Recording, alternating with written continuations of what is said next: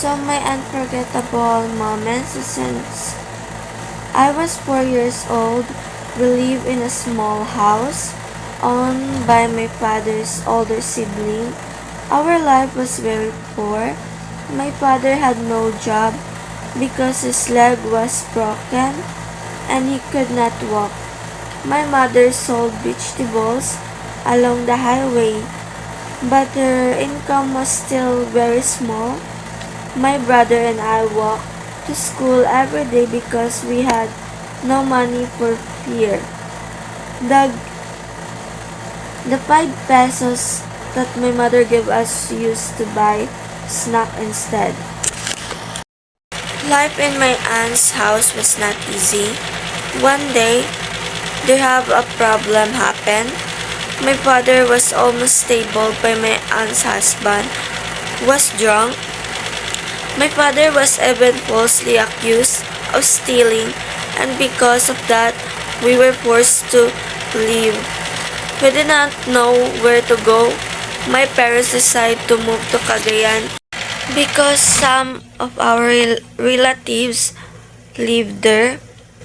We stayed there for a while, but another problem came.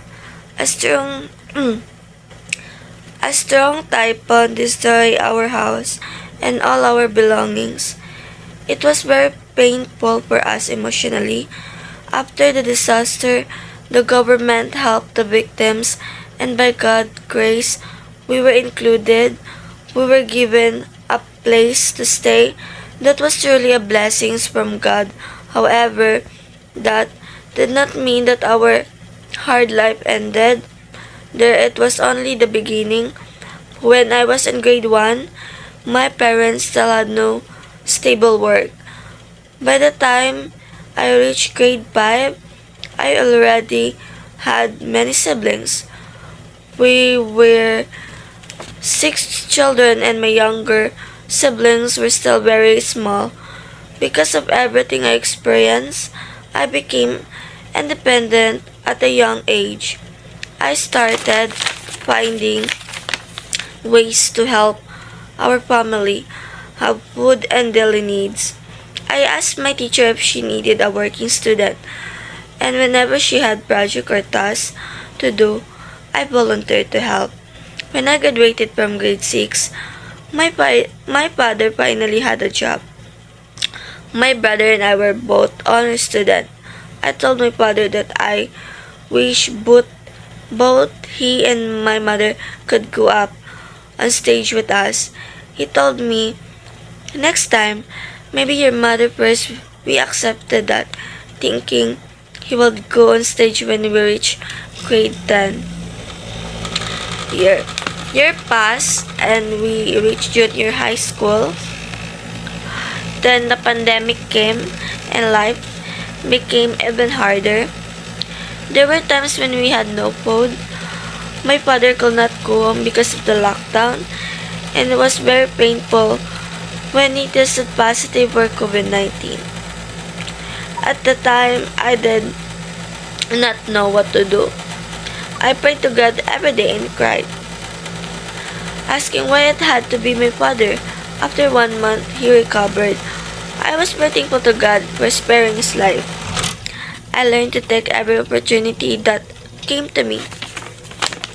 I joined youth and environmental activities, which helped me grow not only in socializing and communicating, but also learning new skills. I made many friends and even earned money by participating in barangay activities that income help support our family financial needs. When we graduated from grade 10, my brother and I were still honor student.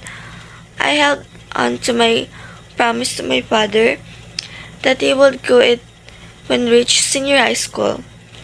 I understand why he was hesitant. I knew that in his heart he wanted to go, but he felt shy because other more were formal and expensive clothes, while he only had simple ones. I always told him that clothes did not matter. What matters is effort, sacrifice, and love for one family.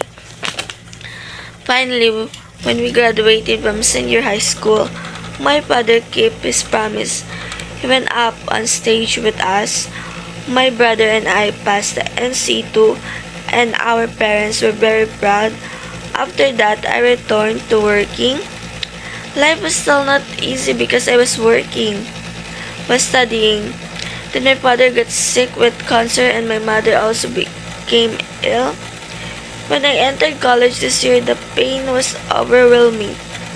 I did not know what to do, but I continued working so I could help pay for medicine and our family daily needs.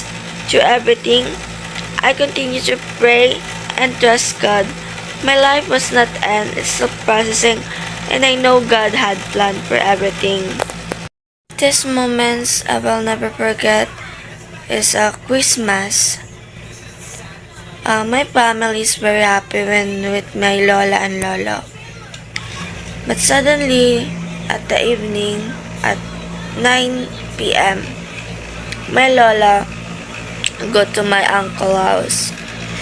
And suddenly, someone grabbed her bag and they have a knife at his hand. Then he killed my lola.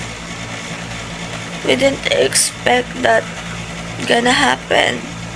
So it's very painful for us because Lola is already died and we don't celebrate a Christmas with her. It's very heartbroken.